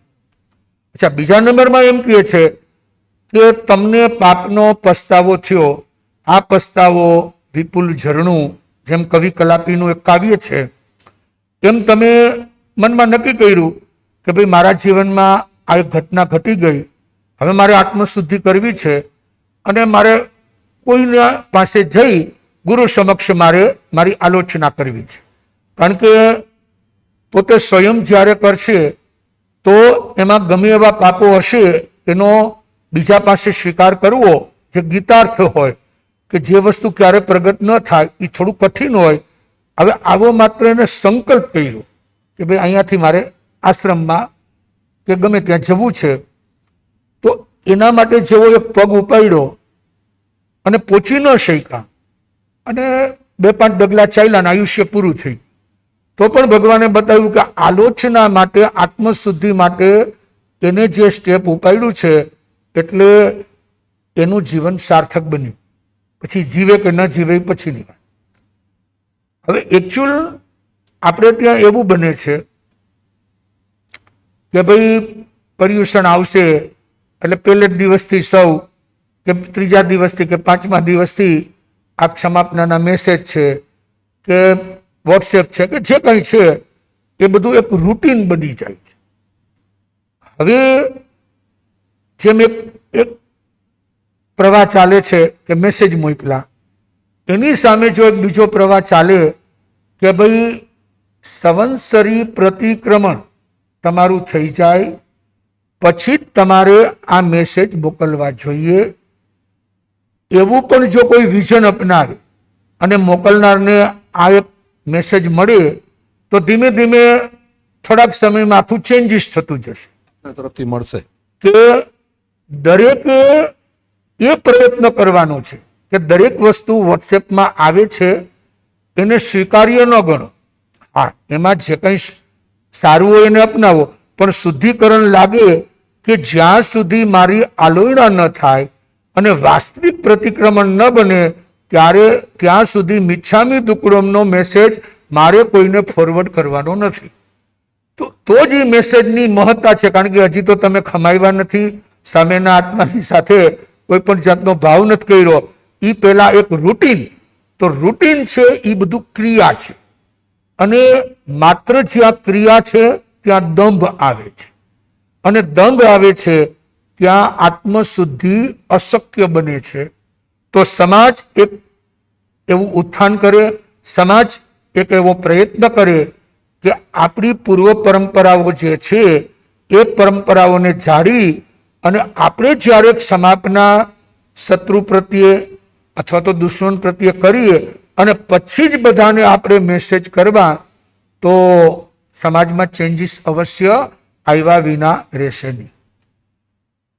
અત્યારનો જે સમય છે એ મારા હિસાબે અનૈતિકતાનો સમય છે, જ્યાં કેટલીક વાર પ્રમાણિકતા હાસ્યાસ્પદ બની જાય છે. તો આવા સમયની અંદર પર્યુષણ પર્વનું જે ખરેખર આપણે રિલેવન્સ કહીએ, એનું જે મહત્વ કહીએ, ઓકે, એ આ મોડર્ન ટાઈમ્સની અંદર રહેશે ખરું? એટલે પર્યુષણ પર્વનો જે હાર્દ છે એ નૈતિકતા અને અનૈતિકતા, હવે આ તો સમાજની એક ધારા છે, અને એટલે જ મનુસ્મૃતિમાં જેનો ઉલ્લેખ છે એ ભગવાન ઋષભદેવ, કે એમને હકાર મકાર આ નીતિઓ અપનાવી, આપણી ભાષામાં કહી તો દાન સામદન દંડ નીતિ, ભેદ નીતિ. હવે એમ સમાજમાં આ પરંપરાગત બધું ચાલ્યું આવે છે, પણ જે લોકો એમ નક્કી કરે છે કે મારે નૈતિક માર્ગે ચાલવું, જેમ તમે વર્ષો પહેલા એક ગુરુદેવનો યોગ થયો નરેન્દ્ર મુનિ મહારાજ સાહેબનો, અને તમને એક સજેશન મળ્યું કે ભાઈ તારી પાસે બ્લેકના પૈસા કેટલા છે. હવે એ વખતે તમે છુપાવી પણ શકતા હતા, તમે પ્રગટ પણ ન કરી શકત, પણ તમારી કંઈક આત્માની જે અવસ્થા હશે, એટલે કે તમારું જે કંઈ જ્ઞાન હશે એ સમ્યક પ્રકારે પરિણત હશે, એટલે તરત જ એ વસ્તુ ઉપર તમારો એક વિચાર, એક અભિગમ થયો કે નહીં, મારા આત્માના શાંતિને માટે હું જેટલા વાગે સુવા ધારું, ઘસઘસાટ ઊંઘ આવે, એના માટે નૈતિકતા જરૂરી છે. તો તમે ટેક્સ ભર્યો, ચેકથી પેમેન્ટની શરૂઆત કરી, ચાહે પછી લાખો હોય, કરોડો હોય. એમ જ્યારે આવો એક અભિગમ અપનાવવામાં આવે, એ વસ્તુને વારંવાર સ્પ્રેડ કરવામાં આવે કે ભાઈ તમે હિંમત રાખો. જે આપણું ફ્રેન્ડ સર્કલ છે, અથવા તો આજુબાજુના આપણા સગા સ્નેહી સર્જનો, કે ભલે ભાઈ તમે ગમે એટલું દાન પુણ્ય કરતા હો, તમે સમાજમાં ગમે એટલી નામના ધરાવતા હો, પણ તમે આ એક પ્રયોગ ઉપર આવો કે ભાઈ મારે જે કંઈ છે એ નીતિનું ધન ઘરમાં લાવવું છે. હવે 10 વ્યક્તિ સાંભળશે, સંભવ છે કે એક વ્યક્તિને પણ જો એમાં અસર થાય અને એક વ્યક્તિ પણ એ વિચારધારામાં જોડાય, તો હું માનું છું કે એ વ્યક્તિની નીચેના જે વ્યક્તિઓ હશે એને પણ એમ થશે કે આપણા માલિક, આપણા શેઠ, આપણા બોસ જો એ આટલું હોવા છતાં આવું નૈતિકતાનું ધોરણ અપનાવે, તો આપણી પાસે તો એટલું છે નહીં, તો આપણે પણ એ અપનાવવું જોઈએ. એવી રીતે સંતો પણ એના ઉપર ફોકસ કરે કે ભાઈ માર્ગાનુસારીના 35 બોલમાં એક વ્યવહારિક જીવન માટે, સામાન્ય સજ્જન બનવા માટે જે વસ્તુ બતાવી છે કે ભાઈ ન્યાય અને નીતિપૂર્વક તમારી આવકનું સાધન છે, વ્યાપારી ન્યાય અને નીતિપૂર્વક. હવે એવો જો આખો એક અભિગમ સમાજમાં ચાલે, તો ઓટોમેટિક જે પૈસાનો ફુગાવો છે, જેના માટે ગમે એવા કામ કરવામાં આવે છે, એના ઉપર પણ ધીમે ધીમે નિગ્રહ થશે, અને સમાજમાં નૈતિકતાનું ધોરણ જે વર્તમાનમાં ડાઉન થઈ રહ્યું છે એ પણ ઉપર આવ્યા વિના રહેશે નહીં, પણ એના માટે પ્રયત્ન કરવો અતિ જરૂરી છે. મારા હિસાબે પર્યુષણ પર્વ અને સાથે સાથે સંવત્સરી એટલે 8 દિવસ એ સાફ સૂફીનો પર્વ છે. પણ અત્યારે એવું બને છે કે આ એક રમવા જમવાનો પર્વ બની ગયો ને એવું લાગે છે. માણસો સારા સારા કપડાં પહેરીને દેરાસરમાં જાય, સ્થાનકમાં જાય, રમવા જમવાનો પર્વ બની ગયો છે. તો આ મૂળ તો પ્રશ્ન એ જ આવે છે કે જે છે એ તો હકીકત અત્યારે આ છે. હવે આમાંથી આ જે રમવા જમવાના પર્વમાંથી આમાંથી ઘણાને લાભ થયો છે. વર્ષો પહેલાં મેં જેમ ઘણીવાર એડમિટ કરેલું છે કે અમે પર્યુષણમાં અમને પ્રભાવના મળતી, લાડવા મળતા, બધી પ્રભાવના મળતી, જમવાના જમણવાર થતા, એના માટે જ અટ્રેક્ટ થતા હતા. અને ગરીબો માટે આ વસ્તુ પણ કરવી બહુ જરૂરી છે. તો આમાં મધ્યમ માર્ગ કઈ રીતે ગોતી શકાય? પેલા શું છે કે હિન્દુ ધર્મમાં એટલા બધા ઉત્સવો છે અને લોકોનું માનસ એક ઉત્સવ પ્રિય છે, એટલે એમને જે માત્ર આત્મદર્શનનું પર્વ હતું પર્યુષણ, એ પર્વને પ્રદર્શનનું પર્વ બનાવી દીધું કે ભાઈ એ લોકોમાં પણ જેમ બધું ધામધૂમ અને ધમાલ હોય છે, એમ અહીંયા પણ એવું કંઈક હોવું જોઈએ. અને એમાં એવું અપનાવવામાં આવ્યું કે ભાવિ પેઢી તો જ આકર્ષિત થશે. હવે એ યુવા પેઢી કે ભાવિ પેઢી એને આકર્ષિત કરવા માટે મૂળભૂત જે વાત હતી એ વાતને સાઈડમાં રાખવામાં, તો ભાવિ પેઢીને આકર્ષિત કરવા આપણે ત્યાં સ્વાભાવિક પર્યુષણ હોય એટલે તપ ત્યાગની વાતો હાલતી હોય કે ભાઈ આના ઘરમાં આથમ છે, અથાઈ છે, છકાઈ છે, આ પર્વ છે. હિન્દુ ધર્મમાં હોય તો ખાણીપીણીના સાતમ આઠમના તહેવારો હોય, જન્માષ્ટમી હોય, દશેરા હોય, દિવાળી, તો આપણે ત્યાં થોડોક ત્યાગનો માહોલ હોય કે ભાઈ 8 દિવસ, અને બાકી દાન પુણ્ય. પણ હકીકતમાં ઘણાને એમ છે કે ભાઈ પરિગ્રહની મૂર્છા છૂટે એટલે એ પ્રભાવનાઓ કરતા હોય, પણ એ પ્રભાવનાઓમાં ઘણી વખત એક હરીફાઈ લાગે છે કે ભાઈ અહીંયા આટલું થયું તો અહીંયા આટલું હોવું જોઈએ. સ્વેચ્છાએ ગમે એટલા લોકો કરે એ બલિહારી છે, પણ જ્યારે એની નકલ કરવામાં આવે કે ભાઈ ગયા ચાતુર્માસમાં તમે 15 કરી તો આ વખતે તમારે 16 કરવી પડે, ગયા વખતમાં તમે આટલા તપસ્વીઓના બહુમાનમાં રૂપિયા આપ્યા તો આ વખતે તમારે આટલા કરવા પડે. ઘણીવાર તપસ્વીઓને આવો કોઈ અભિગમ હોતો નથી. એમને તો એક જ ભાવ હોય છે કે ભાઈ ગયા વર્ષે મારાથી ન થઈ શક્યું, આ વર્ષે થશે એટલે મારે તપ કરવું છે. પણ સાધુ સાધ્વીઓ પોતે નિગ્રહ કરતા નથી, એટલે ઘણી વખત એવું બને છે કે આખું પર્વ હરીફાઈમાં ફેરવાઈ જાય છે, જેનાથી અનૈતિકતાનું ધોરણ પણ ધીમે ધીમે ઘટવાની બદલે વધતું જાય છે. આત્મશુદ્ધિના જે કાંઈ સૂત્રો અપનાવવાના હોય છે એ સૂત્રો અપનાવવાની બદલે એ પણ ઘટતા જાય છે. અને 8 દિવસ પછી જે આત્મશાંતિ, જે મૈત્રી, જે કશાયોની ઉપશાંતા, એની બદલે ઘણી વખત સંઘર્ષનું કારણ બની જાય છે કે સંઘના કાર્યકરો અને સામાન્ય પબ્લિક એવા એકબીજા ઉત્તરોત્તર આમને સામને બધી વિષમ પરિસ્થિતિઓ આવે છે કે ઘણીવાર લોકો ધર્મથી વિમુખ બની જાય છે કે ભાઈ આવો ધર્મ જ ન હોય. તો આના માટે સંઘોએ પણ એના માટે સાવધાન બનવું જોઈએ. આજે પણ ઘણા રાજ્યોમાં એવી પરિસ્થિતિ અને એવી સિસ્ટમો ચાલે છે કે કોઈ પૈસાનો દેખાડ નહીં 8 દિવસ, કોઈ જાહેરમાં પ્રદર્શન નહીં, માત્ર આત્મધર્મ, આત્માની શુદ્ધિ માટે પર્વ કરવાનું. પણ હવે એ સ્વયંનો જ્યારે નિગ્રહ હોય ત્યારે જ તમે બહારમાં એ વસ્તુને લાવી શકો છો. સંસ્થાઓની જરૂરિયાત નથી હોતી એવું નથી. સંસ્થાઓને પણ, અને કોઈ પણ સંસ્થા હોય કે સંસાર ઇકોનોમિક સદ્ધરતા વિના ચાલી ન શકે, પણ ઘણી વખત જરૂરિયાત કરતા એમને પણ એક એવી લાલસા જાગે છે કે આપણે વધુ ભેગું કરી લઈ, આપણી પાસે વધારે હશે, તો એ જ ઘણી વખત ઝઘડા અને અશાંતિનું કારણ બને છે. તો એવા સમયમાં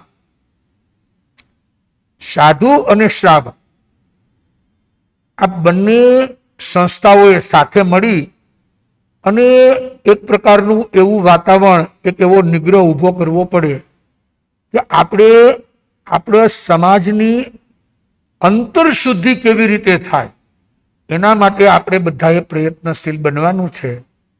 તો ભલે આપણે મહદઅંશે સફળ ન બનીએ, પણ મને લાગે છે કે ઘણા સંઘોમાં ઘણી જગ્યાએ એવી વાતો હોય કે ભાઈ પર્યુષણમાં 8 દિવસ ફાળામાં સમય ચાલ્યો જાય છે. જે કંઈ લોકો સાંભળવા આવે છે કે જે કંઈ તત્વજ્ઞાન મેળવવા આવે છે એ જ્ઞાન એમને પીરસાતું નથી, અથવા તો એના માટે સમય રહેતો નથી. તો આવા પણ ઘણા કારણો છે. બીજા નંબરમાં સંઘોનું કાર્ય છે માત્ર ધર્મકરણી.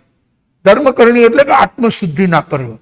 પણ હવે એની બદલે એમની પણ એટલી બધી બાહ્ય એક્ટિવિટી ને પ્રવૃત્તિઓ વધતી જાય છે કે ભાઈ સૌથી આપણે આગળ છીએ એટલે એમાં પણ ઘણી વખત અંદરો અંદર ક્લેશના વાતાવરણ બને છે, સંઘર્ષના વાતાવરણ બને છે. અને આ બધું જ પૈસાને કારણે, સંપત્તિને કારણે અશાંતિઓ ઊભી થાય છે. તો આપણે એવો પ્રયત્ન કરવો જોઈએ, એવા પ્રયત્નમાં સહભાગી બનવું જોઈએ કે ખરેખર આ પર્યુષણ પર્વ માત્ર જમવાનું, માત્ર દેખાડાનું, ઠીક છે કોઈ વસ્ત્ર પરિધાન કરે એની પાછળનો આશય એ છે કે ભાઈ એક પર્વ છે તો લોકોને એમ થાય કે એમાં ઉત્સવ આપણે અઠાઈ કરી છે તો કરવું જોઈએ. એટલે માત્ર એ આડંબર છે એમ નહીં, એ તો એક માણસનો સ્વભાવ છે. પણ આપણે એ સિવાય જે નુકસાનકારી છે એ નુકસાનકારીમાંથી આપણા સૌના આત્માનો ઉત્કર્ષ થાય એવા પ્રયત્નમાં આપણે સદભાગી બનીએ. તો એવા પણ દાખલાઓ અમે સાંભળ્યા છે કે 5-10 શ્રાવકોનું સંગઠન એવું હોય કે સંઘને કહેશે કે ભાઈ 8 દિવસ સૌ ભાવિકો શાંતિથી જ્ઞાનમાં આગળ વધે એવો પ્રયત્ન કરો. તમારી વર્ષની જે કંઈ જરૂરિયાત હશે એ અમે 10 શ્રાવકો 15 શ્રાવકો કે XYZ અમે પૂરી કરી દેશું. એટલે તમે એના માટે સમયની ફાળવણી ન કરતા, સમયનો બગાડ ન કરતા. તો આવા બધા સુચારુ પ્રયત્નો થાય તો ધીમે ધીમે સમાજમાં જ્ઞાન વૃદ્ધિ થશે. એટલે આપણો મૂળ હેતુ જે છે કે પર્યુષણ જે છે એ પરિવર્તન રૂપ બને, માત્ર પુનરાવર્તન રૂપ નહીં, માત્ર ક્રિયારૂપ નહીં. તો સમાજમાં ક્રમશઃ પરિવર્તન આપણને દેખાયા વિના રહેશે નહીં. મહાવીર સ્વામીનો જે ખરેખર પર્યુષણ પર્વનો જે સાર છે મારી સમજણ મુજબ એ એક જ શબ્દમાં આવી જાય છે, આત્મશુદ્ધિ. અને આત્મશુદ્ધિ એટલે તપ થકી આત્મશુદ્ધિ. પણ આપણે એમાં ખાલી બાહ્ય જે 6 તપ છે એમાં જ અટવાઈ ગયા છે. ઉપવાસ કરો, એકાસણા કરો, આંબેલ કરો, રસ પરિત્યાગ કરો, એ 6 બાહ્ય તપમાં અટકી ગયા છીએ. પણ આંતરિક જે 6 તપ છે એને સાવ આપણે છોડી દીધા છે. અને મારું માનવું, દ્રઢપણે માનવું છે કે આંતરિક તપના જેમાં જો આપણે ન જઈએ તો આત્મશુદ્ધિ ક્યારેય થવાની નથી. તો એ તરફ આપને શું લાગે છે, કયો પ્રયાસ કરવો જોઈએ? જે જૈન દર્શનમાં 6 બાહ્ય અને 6 આભ્યંતર. સમાજની પરિસ્થિતિ એવી છે કે સમાજે માત્ર બાહ્ય તપ ઉપર જ જોર આપ્યું છે. જો સાધુ સંતો આભ્યંતર તપનું લક્ષ્ય કરાવે કે પ્રાયશ્ચિત, વિનય, હયાવત, સ્વાધ્યાય, ધ્યાન અને કૌશલ, તો વર્તમાનમાં જે સમાજની તાસીર છે એ તાસીરમાં ઘણું ચેન્જીસ આવી શકે. ઘણી વખત લોકો એવું અનુભવતા હોય કે ભાઈ અમારાથી ઉપવાસ થતો નથી, અઠમ નહીં થાય, અઠાઈ નહીં થાય તો અમારા પર્યુષણ નિષ્ફળ જશે. ઘણી વખત સાધુ સાધ્વીઓ પણ એવું જોર લગાડતા હોય છે, ઉપદેશકો પણ એવું જોર લગાડે કે ભાઈ તમારે પર્યુષણ છે એટલે બાહ્ય તપ કરવું જ જોઈએ. આ બાહ્ય તપ જરૂરી છે, પણ એ બાહ્ય તપની સાથે અનેક ગણું અગત્યનું આભ્યંતર તપ છે. જો ક્રોધમાન માયાનો ઉપશમ ભાવ ન આવે અને ઉપવાસમાં પણ જોઈ કષાયોનું સેવન થાય તો એ તો તપ પણ નિષ્ફળ છે. એટલે ખરેખર પ્રાયશ્ચિત હવે છે આભ્યંતર તપ, પણ જે કાંઈ વર્ષ દરમિયાન મારાથી ભૂલો થાય છે, પાપનું સેવન થાય છે, કરચોરી થાય છે, અકૃત્ય થાય છે, તો એના માટેનું મારે પ્રાયશ્ચિત દ્વારા શુદ્ધિ કરવી એ માંસખમણના તપ કરતા પણ સર્વશ્રેષ્ઠ છે. પણ ઉપદેશકો તરફથી એના ઉપર લક્ષ્ય બહુ ઓછું આપવામાં આવે છે અને માત્ર ગણતરી કે ભાઈ આટલી અઠાઈ થઈ, આટલા માંસખમણ થયા. અને સમાજમાંથી પણ પર્યુષણ પછી જેમ દર્શનાર્થીઓ આવતા હોય તો સાધુ સાધ્વીઓ પાસે જાય એટલે પેલો જ પ્રશ્ન કરશે, તમારે ત્યાં કેટલા માંસખમણ થયા? એટલે એની ગણતરી જેવી થઈ જાય કે ભાઈ આટલા મોટા સાધુ સાધ્વી છે અને એક પણ માંસખમણ નહીં, અમારે ત્યાં તો આટલા થયા, અમારે ત્યાં આટલા થયા. માંસખમણ કરવા વાળાને પછી હોસ્પિટલાઇઝ કરવા પડે, એને ઇન્જેક્શનો દેવા પડે. ભગવાને એવું નથી બતાવ્યું કે ભાઈ એને 24 ઉપવાસ સાતાપૂર્વક થયા, બીજાને પ્રતિકૂળ ન બને અને અસાતા છે તો ભગવાન કે પારણું કરી લે.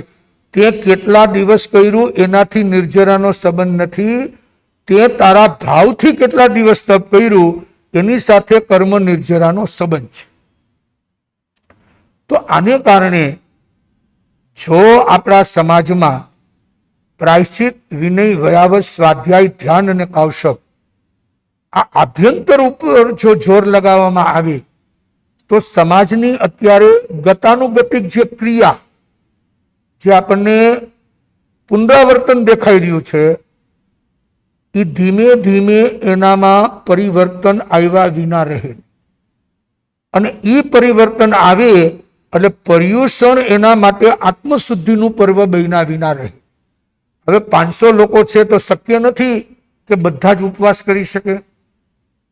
તો માત્ર જો તપ ઉપર ફોકસ કરશું કે ભાઈ તપ કરો, તપ કરો, તપ કરો, તો અમે તો ત્યાં સુધી શ્રોતાઓને કહીએ છીએ કે ભાઈ પર્યુષણ છે, તમારી શક્તિ હોય, સામર્થ્ય હોય તો તમે અઠમ કરો, અઠાઈ કરો, એ પણ શું તમારી કર્મની નિર્જરા આત્મશુદ્ધિ માટે.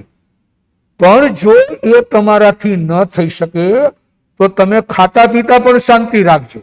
એ પણ એક મોટામાં મોટું તપ છે કે ભાઈ એટલા તમારા કશાયનો નિગ્રહ થયો, એટલા ઇન્દ્રિયોના વિષયનો.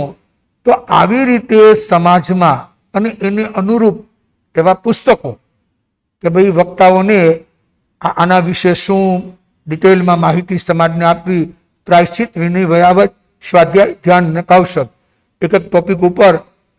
અને એવો જો અભિગમ થાય તો માત્ર જે આભ્યંતર તપની વાત છે, પણ એ આભ્યંતરને વધુને વધુ પુશ કરનાર હોય તો એ બાહ્યને પુશ કરનાર હોય તો આભ્યંતર છે.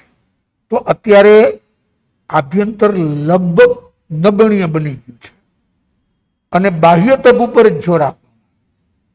તો જો આપણો પ્રયત્ન એવો થાય અને એવું માધ્યમ મળે, દરેક સાધુ સાધ્વીઓ પાસે પણ એવો ખોરાક મળે કે ભાઈ પર્યુષણમાં તમે તમારા પ્રવચનોમાં આ વસ્તુ ઉપર પણ ફોકસ કરો, તો મને લાગે છે કે સ્ટેપ બાય સ્ટેપ ક્રમશઃ જે માત્ર આ પર્વ છે એ પ્રદર્શનનું પર્વ આત્મદર્શનના પર્વ સુધી પહોંચી શકે અને એના પરિણામથી સમાજમાં આખી એક જુદી જ અવસ્થા આપણને જોવા મળી શકે. અને ત્યારે જ આપણા પર્યુષણ પરિવર્તનકારી, એટલે કે આપણામાં પરિવર્તન લાવનારા બની શકે. આપનો ખૂબ ખૂબ આભાર. ભગવાન મહાવીર સ્વામીનો ધર્મ જે રીતે હું સમજ્યો છું એ પ્રમાણે દાન, તપ, શીલ, સદાચાર અને ભાવ થકી 4 કસાયોને દૂર કરી અદ્વૈત ભાવમાં આવી ફક્ત ને ફક્ત જૈનો જ નહીં પણ દરેકે દરેક જીવો, આ સૃષ્ટિ પરના બ્રહ્માંડના દરેકે દરેક જીવોમાં આપણે અદ્વૈત ભાવમાં આવી જઈએ, એના માને આપણામાં કોઈ ફરક નથી. અને ત્યાંથી આગળ વધીને આપણે ભેદ જ્ઞાનમાં જઈએ કે હું એ અમારું શરીર નથી પણ મારો આત્મા છે. તો એક ભાવના છે કે આપે જે આપનું આજે જ્ઞાન આપેલું છે, ઘણા બધા પ્રશ્નોના જવાબો આપે આપેલા છે, એમાંથી કેટલાય પ્રશ્નોના જવાબ તો મારી પાસે પણ નહોતા. તો હું ઈચ્છું છું કે આ મા સ્વામીની પ્રેરણા આ વખતે પર્યુષણના આગલા વીકમાં રિલીઝ થશે અને ખરેખર આપનો સાથેનો આ જે વાર્તાલાપ છે, જે સંવાદ છે, જે આપણે જ્ઞાન પીરસેલું છે, એ અમને સર્વેને ઉપયોગી થશે. અને કદાચ એમ ઈચ્છું છું કે આ વખતનું પર્યુષણ પર્વ અમારા લોકોના જીવનમાં એક નવો દીપક પ્રગટાવે. આપનો ખૂબ ખૂબ આભાર. Thank you.